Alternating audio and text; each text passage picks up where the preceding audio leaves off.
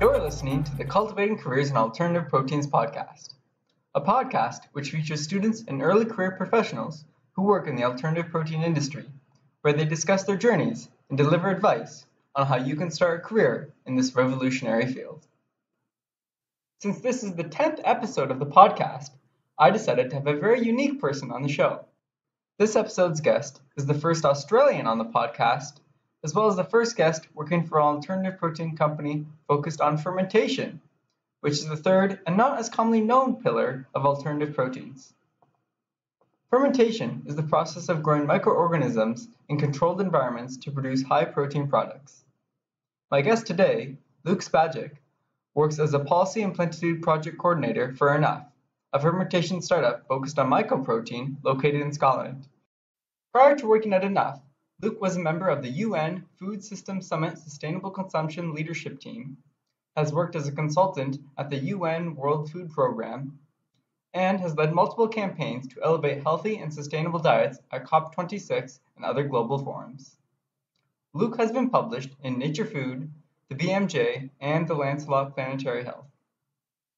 He also led an open letter campaign which saw the World Wildlife Fund and the UN Nutrition endorse a letter which included support for alternative proteins. I hope you enjoy this conversation with Luke. Hello, Luke, and welcome to the Cultivating Careers in Alternative Proteins podcast. I'm so delighted to have you as a guest on the show today. Thanks a lot, Jeffrey. Looking forward to it. Yeah, me as well.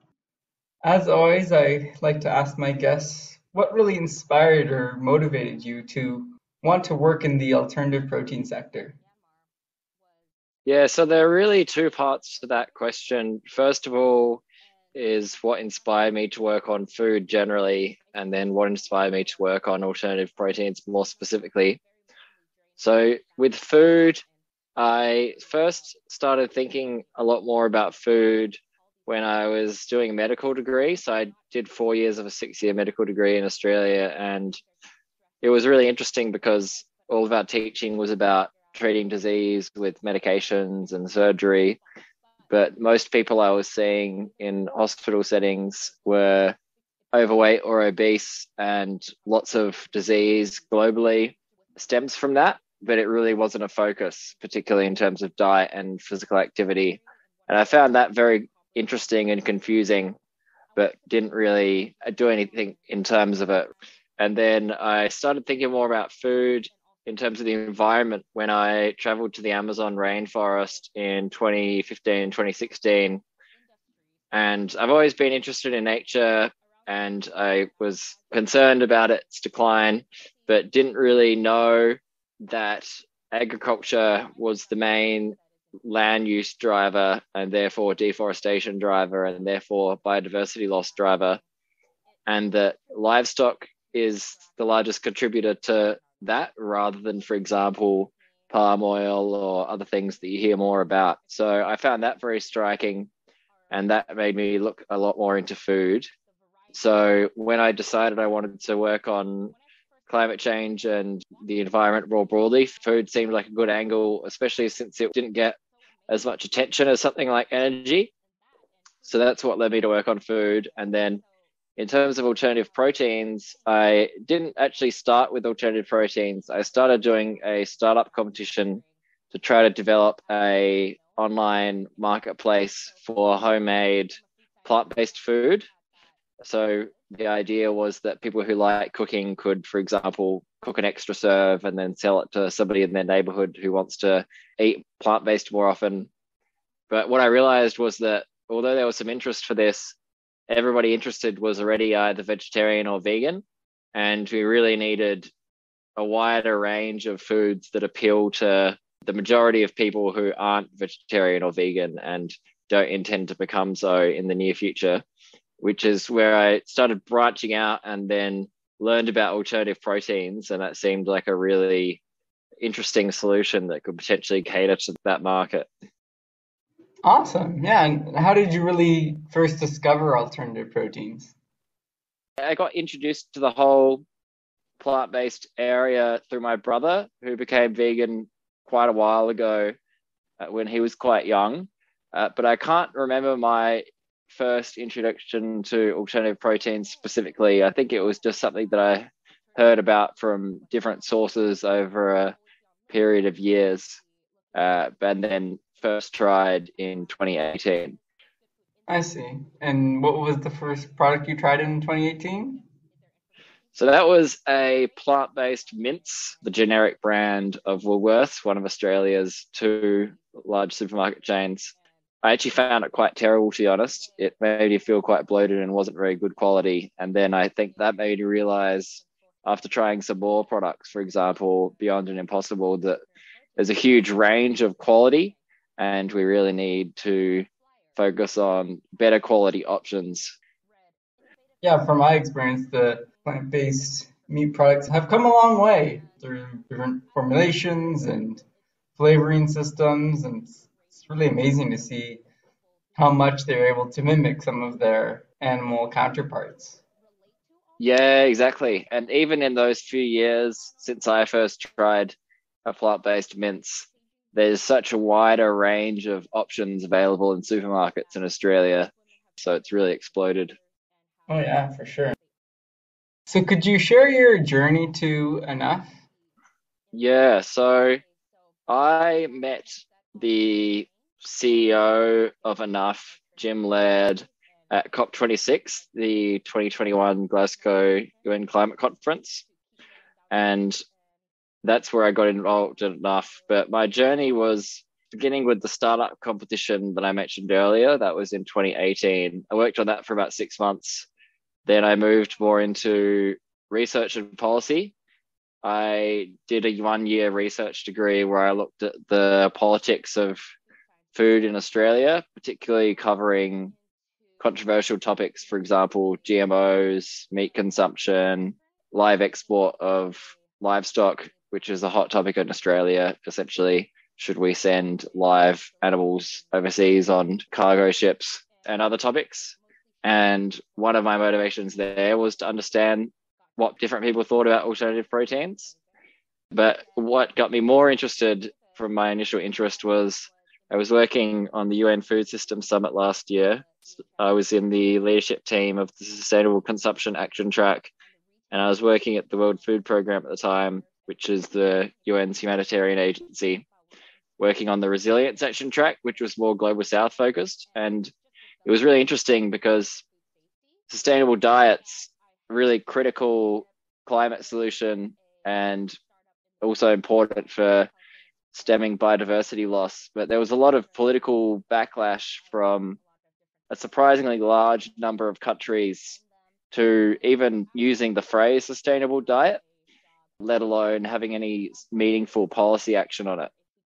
So I'm still committed to try to get policy action to encourage healthier and more sustainable diets. But I think realistically, the political landscape at the moment is such that offering alternative products such as alternative proteins might be a more feasible option to reduce certain types of meat consumption in the near term, which really laid the foundation for more interest on working directly at alternative proteins, which then happened to coincide nicely with meeting Enough at COP26, where my role stemmed from.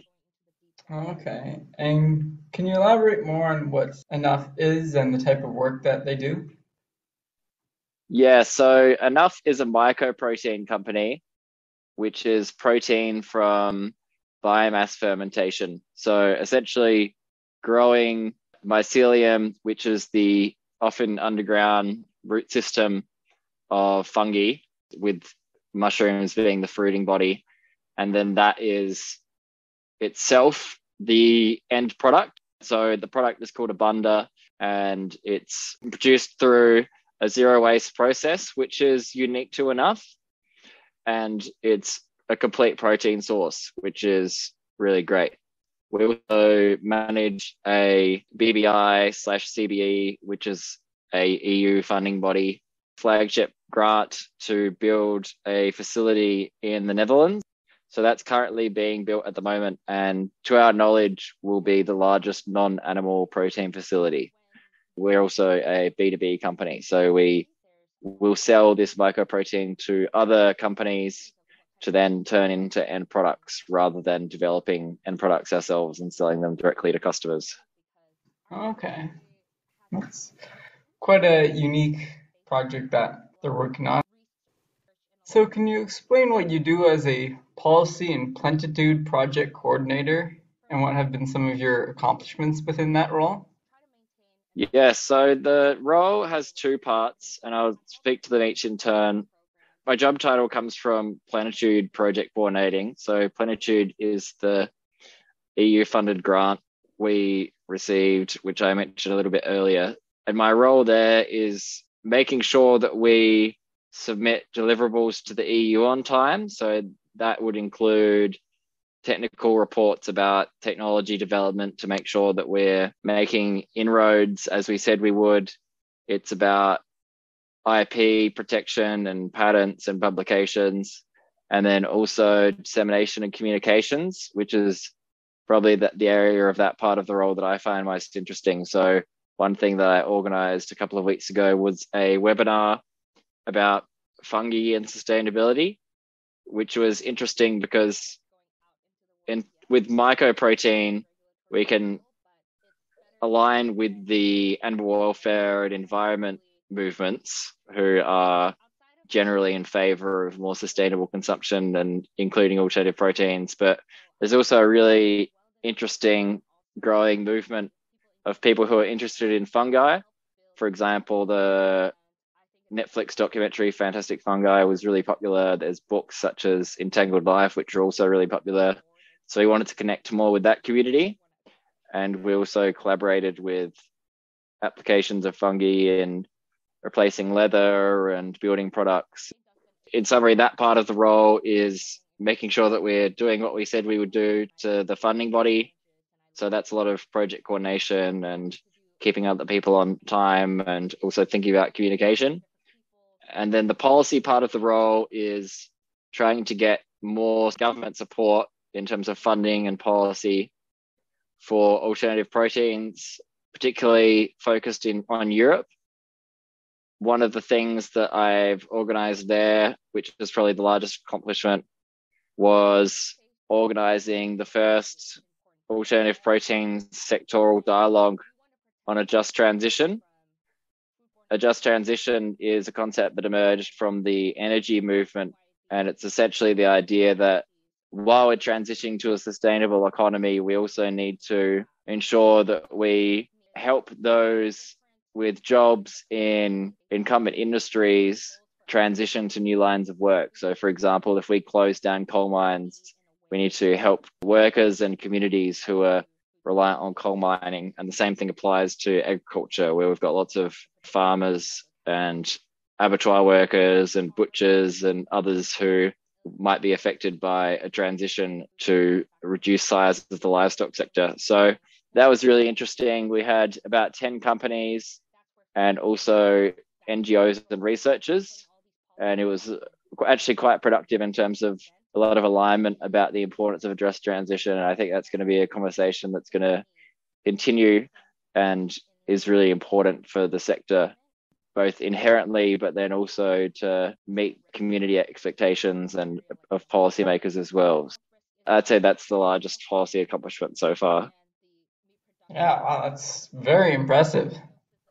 Thank you. Yeah, it was really interesting. And I think that the good turnout is a sign that this is an industry which cares about its environmental impact, but also about how it fits into society and trying to have a beneficial societal impact as well, which is something that isn't always understood or portrayed, for example, in the media or other discourse around the sector. So yeah, it's really positive sign, and I think what will become a ongoing conversation. Yeah, that's great. And from the policy aspect, from your experience, has the reception about alternative proteins been fairly positive? Yeah, it's definitely mixed. So something that I try to do, both out of interest, but also to inform our policy work, is keep a really close eye on criticisms of alternative proteins. Where I look currently is media articles, social media, particularly following people who are critical of the sector on Twitter. and then academic journal articles. And there's lots of hope for the sector, particularly in terms of environment and animal welfare, but there's also people who are concerned about, for example, whether products are ultra processed, and something that policymakers are particularly concerned about is the potential impacts on jobs, particularly in terms of livestock farmers. So there's definitely lots of positive expectations and people who are very supportive of the sector, but even some of those same people are a little bit unsure what the impact to livelihoods will be. So I think that that's really an area that we need to understand more deeply and have a proactive plan to manage. Yeah, the job aspect can be a bit controversial sometimes, but alternative protein companies will also still require many laborers, and working in an alternative protein production facility is much safer than conventional meat facilities. I think that's something that you can mention. Yeah, definitely. We need to look at the overall job creation and job loss at a national level, and also different subgroups that might be affected in different ways, and that understanding there's really lacking. So more engagement with people across the existing meat supply chain about what that might look like and what risks and opportunities might be is something that is needed going forward. And like you said, there's lots of opportunities as well, which currently aren't really being explored in as much detail as would be beneficial. So yeah, there's a lot of work there that's needed. Fair enough. Yeah, and it's a very complex system. Yeah, definitely. So why do you think that government support for alternative proteins is so important, so critical to the development of this field? There's a couple of reasons I think it's important. One, I think that it's helpful to look at the energy transition as a precedent of what we can strive towards. And it's often overlooked that, yes, the price of solar came down and that was largely private sector led, but it was also really critical to get large scale government funding of the sector to get that off the ground, particularly when it wasn't cost effective. So people talk about R&D funding, but there was lots of government programs in terms of procurement of solar panels or electric vehicles, which provided this first market for these products, which really wouldn't have been possible otherwise. So one famous example is that Tesla may have gone bankrupt without government loans and received a lot of subsidies. And to get the alternative protein sector to the size it needs to be, the urgency required, government funding can just really scale that up and speed that up. So one illustration of this is there was a McKinsey report a couple of years ago which found that for cultivated meat to reach 1% of the global meat market would require 88 to 176 Olympic-sized swimming pools of fermentation capacity, whereas the entire pharmaceutical industry globally only has about 10 swimming pools equivalent. So even to get 1% of the global meat market would require cultivated meat companies to produce roughly 10 times the fermentation capacity of the entire pharmaceutical industry. And pharmaceuticals is obviously an industry with a ridiculously large amount of capital flowing in. So it's difficult to get funding for large scale infrastructure through private sources, particularly because it takes a lot of time. It's a big initial payoff. And then venture capitalists and others are a little bit hesitant to get into that area. So in terms of funding and infrastructure costs, it's really important, but also in terms of legitimacy. So as there are some criticisms emerging about alternative proteins, endorsement by things such as dietary guidelines and government bodies could really help to give the public trust that this is an industry which is beneficial. And we've seen other industries that, although very controversial, some would argue had potential impact which wasn't reached. So, for example, genetically modified organisms, GMOs, or nuclear energy, both in different geographies, really didn't take off as was expected, largely due to governments and then society more broadly backing out. So getting policymakers on board will influence the public and also provide an ongoing source of support, which is really needed to make sure that the industry of of alternative proteins first doesn't receive massive backlash and then get essentially boycotted, and then second reaches the scale and speed that's really needed to make an impact on the issues that proponents of alternative proteins care about. Fair enough. So would you say that government financial support of the sector is the most important thing from a policy side? It's definitely one of the key things. Another is labeling. So there's been debate in Australia, US, Europe about what sort of labels alternative proteins can use. For example, can you call it dairy? Can you call it milk? Can you call it a burger? And although it might seem trivial, that's pretty important for consumer uptake. There's also just general regulation. So, for example, certain processes allowed in the first place. So that's of interest to things like Impossible's heme, which is GMO and novel. And then also legitimacy and funding of both research and infrastructure is where I see support necessary. But then also something that was discussed a lot at the dialogue was creating an even playing field between animal source foods and alternative proteins. So animal source foods receive a lot of subsidies.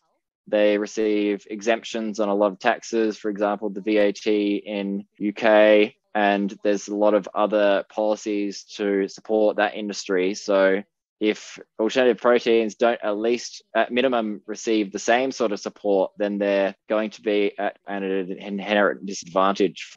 The price of meat is lower than it would be to consumers because of these policies. So if we're trying to reach price parity for alternative proteins without getting at least the same government support, then that's going to be a lot harder. Yeah, that's a very good point. The plant-based industry has a long way to go if they want to catch up.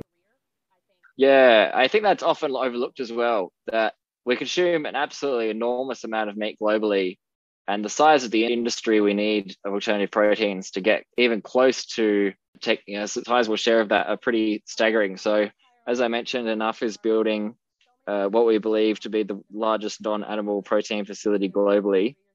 And to meet demand projections of alternative proteins, one facility our size would need to be completed every 2.5 days. We're just absolutely nowhere near that. So we really need to scale this up at an enormous degree.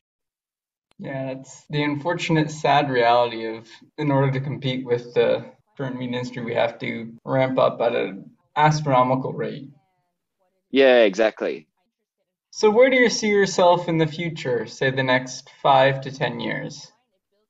I generally don't think more than a couple of years ahead because I know where I want to make an impact, which is on a healthier and more sustainable and ethical food system. But I try to focus on the best opportunities for doing that are present at any point in time. So I will be working on that, which includes alternative proteins and food system policy and politics. My current plans are to continue at Enough. I'm finishing my current role, but I'll stay on as a policy advisor, and then I'm going to be doing a Masters in Sustainability Enterprise in the Environment at Oxford from later this year for 1 year. And then I'll see what avenues are available for trying to move forward in this area. So what advice do you have for job seekers in the alternative protein sector? I have a couple of different points of advice. One is that you don't necessarily need to be a technical alternative proteins person. You don't need to work at a lab, although that's obviously essential and we really need people with talent in those areas. There are a wider range of roles that are needed in alternative proteins. Alternative proteins companies need accountants and communications people and HR people and policy people like myself, sustainability managers, people with knowledge of innovative ways of getting finance and public relations. So don't be put off if your interest or skill or strength isn't technical. I'd still really consider working in the area, and there are a lot of other roles that could be fulfilled. There's also more than working in alternative protein individual companies. There's organizations such as the Good Food Institute and Food Frontier, but also a wider range of think tanks and NGOs that work on a host of issues, including food and alternative proteins. So there you've got organizations such as ProVeg, but also a much wider array. So there's organizations such as the Tony Blair Institute who are looking at alternative proteins. Chatham House, it does work on alternative proteins. So really broaden out your thinking on what working on alternative proteins might look like in terms of both the role and the organization. And second, my advice would be the vast majority of people working in this sector are there because they want to make a positive impact in the world, primarily in terms of environment and animal welfare, but also in terms of health and social and economic issues. And this means that, from my experience, people are much more collaborative than they are competitive.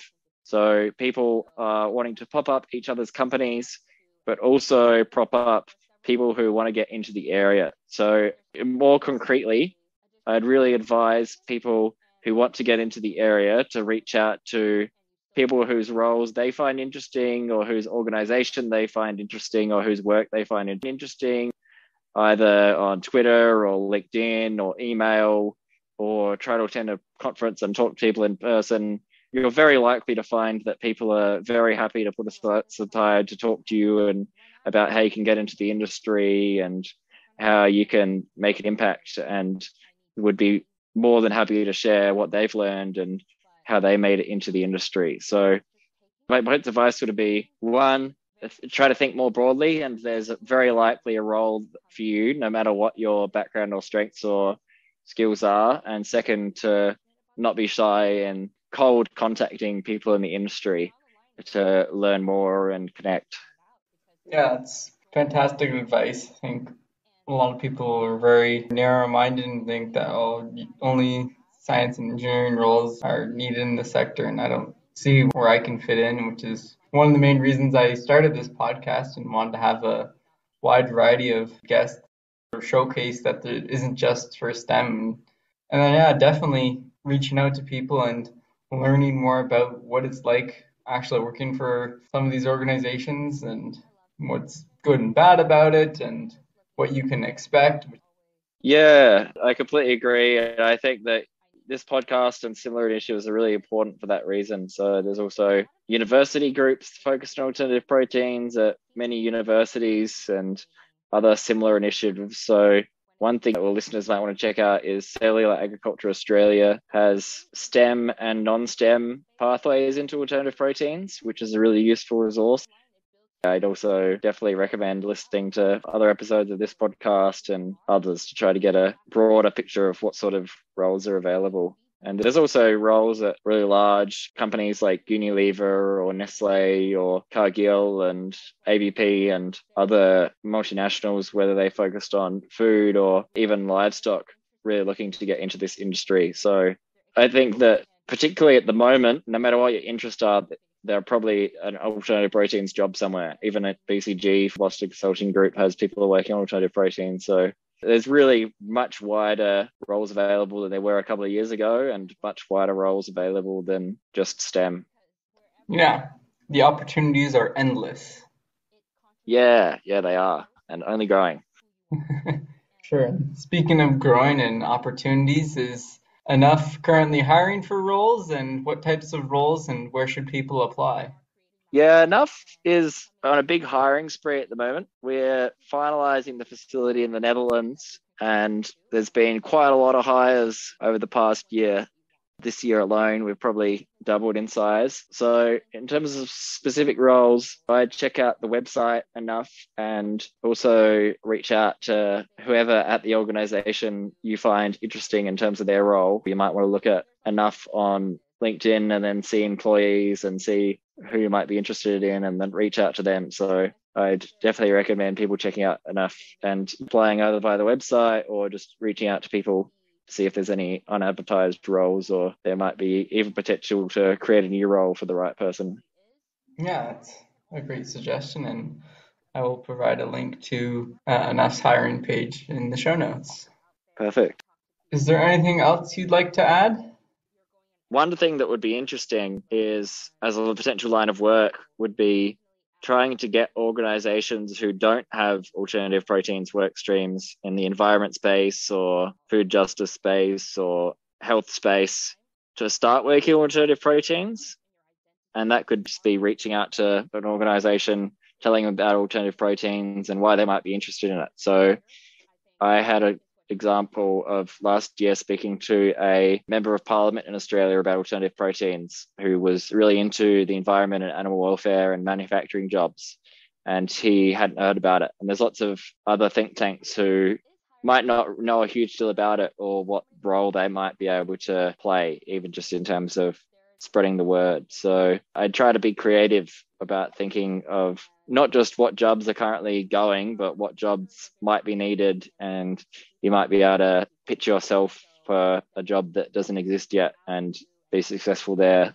Yeah, it's a really unique idea. I didn't really consider that. And I hope maybe one of our listeners might take that to heart and actually pursue it.